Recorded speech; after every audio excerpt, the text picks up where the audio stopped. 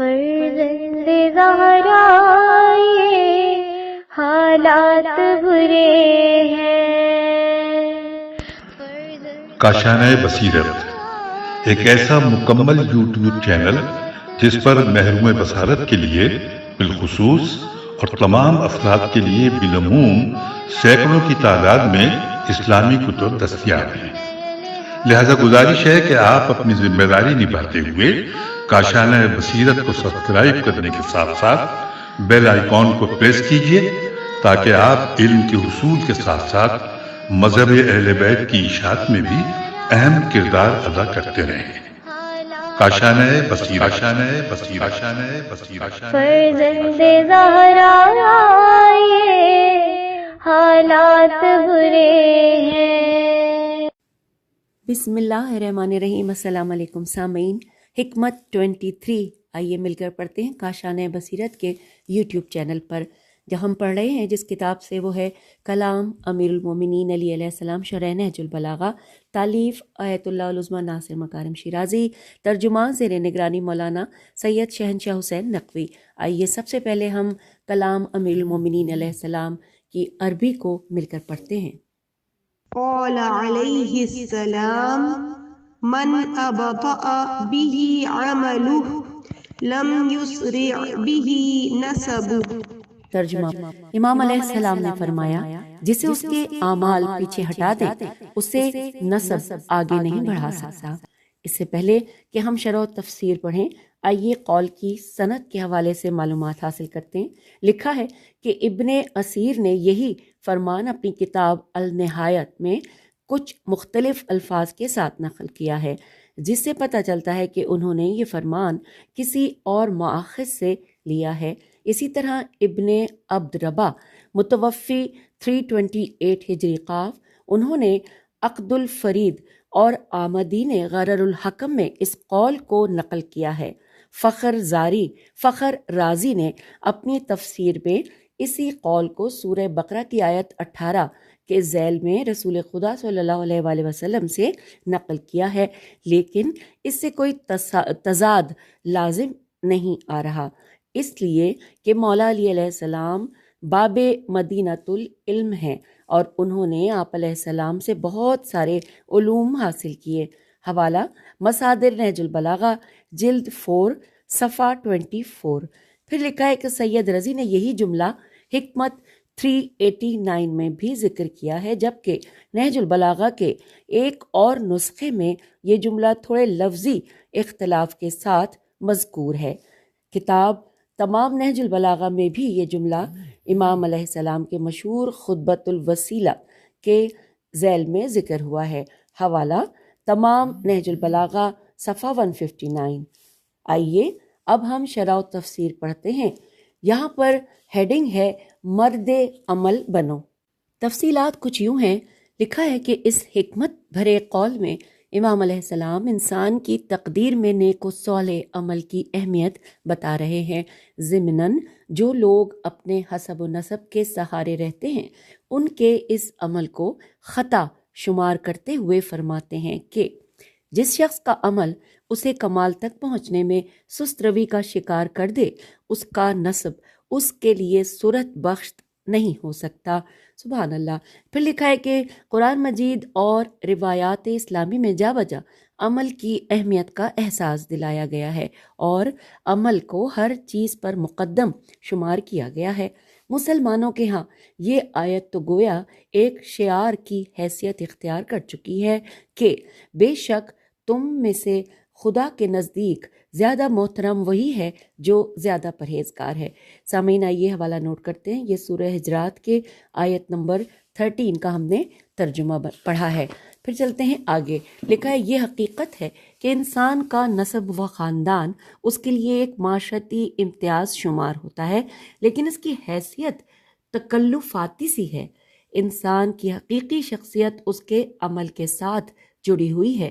اکثر دیکھا گیا ہے کہ بہت سارے لوگ کم حیثیت خاندان کے ساتھ تعلق رکھنے کے باوجود بھی اپنی مسلسل جد و جہد کے ذریعے اعلیٰ مقامات تک جا پہنچتے ہیں، جبکہ دوسری طرف بہت سارے ایسے لوگ بھی ہیں جو عالی نسب ہونے کے باوجود اپنی سستی و کاہلی کی بنا پر خوار اور بیکار ہو جاتے ہیں۔ یہ بات واضح ہو رہی ہے کہ ابن ابی الحدید کے قول کے برعکس یہاں عمل سے مراد صرف عبادت نہیں ہے بلکہ تمام مثبت مادی و معنوی اعمال ہیں۔ ایک مفصل و مشہور حدیث میں یہی حقیقت حضرت امام سجاد علیہ السلام نے دوسرے الفاظ میں بیان فرمائی ہے۔ حدیث کا خلاصہ کچھ یوں ہے کہ اس معاتی رضی اللہ کہتا ہے، یعنی اس نام ہے یہاں پر یہ الف صاد میم، اس الف صاد میم تے چھوٹی ہے، اسمتی ہے صاد سے۔ وہ کہتا ہے کہ ایک رات میں مکے میں تھا، چاندنی رات تھی اور طواف کعبہ کے دوران ایک خوبصورت اور غمزدہ سی آواز میرے کانوں میں پڑی۔ میں نے جب اس آواز کی سمت توجہ کی تو میری نظر ایک خوش قامت و خوبصورت جوان پر پڑی جس میں نیکی کے آثار نمایاں تھے۔ وہ خانہ کعبہ کے پردے کو تھامے بامانی اور ہلا دینے والے الفاظ میں خداوند کریم سے مناجات کر رہا تھا۔ اس کی مناجات کا مجھ پر گہرا اثر ہوا۔ اس نے اتنی مناجات کیں یہاں تک کہ مدہوش ہو کر وہ زمین پر گر گیا۔ یہ دیکھ کر میں فوراً اس کے پاس گیا اور اس کا سر اپنی گود میں رکھا۔ میں نے غور سے اس کا چہرہ دیکھا۔ وہ حضرت امام زین العابدین علی ابن الحسین علیہ السلام تھے۔ ان کی حالت دیکھ کر میں بہت رویا۔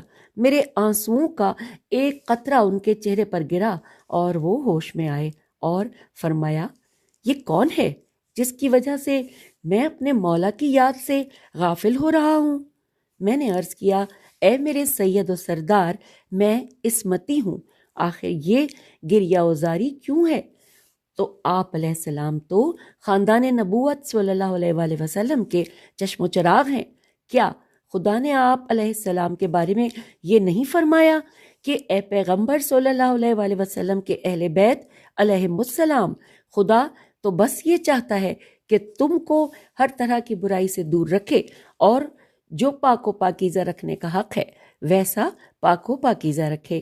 حوالہ سورہ احزاب آیت 33۔ امام علیہ السلام یہ سن کر بیٹھ گئے اور فرمایا کہ ہرگز ایسا نہیں ہے۔ خدا نے اپنی بہشت صرف اطاعت گزاروں اور نیک طینت لوگوں کے لیے خلق کی ہے، اگرچہ کوئی حبشی غلام ہی کیوں نہ ہو، اور خدا نے دوزخ گناہ گاروں کے لیے خلق کی ہے، چاہے وہ قریش کے اعلیٰ ترین خاندان کا بڑا ہی کیوں نہ ہو۔ کیا تم نے فرمان خدا نہیں سنا کہ جب سور پھونکا جائے گا اور قیامت برپا ہوگی، اس دن حسب و نسب کسی کام کے نہیں ہوں گے اور نہ کسی سے اس کا نسب پوچھا جائے گا۔ آئیے یہاں پر ہم حوالہ نوٹ کرتے ہیں۔ لکھا ہے کتاب بحر المحمت غزالی، صفحہ نمبر 41 اور 44، اور بریکٹ میں لکھا ہے کہ تلخیص کے ساتھ ہے۔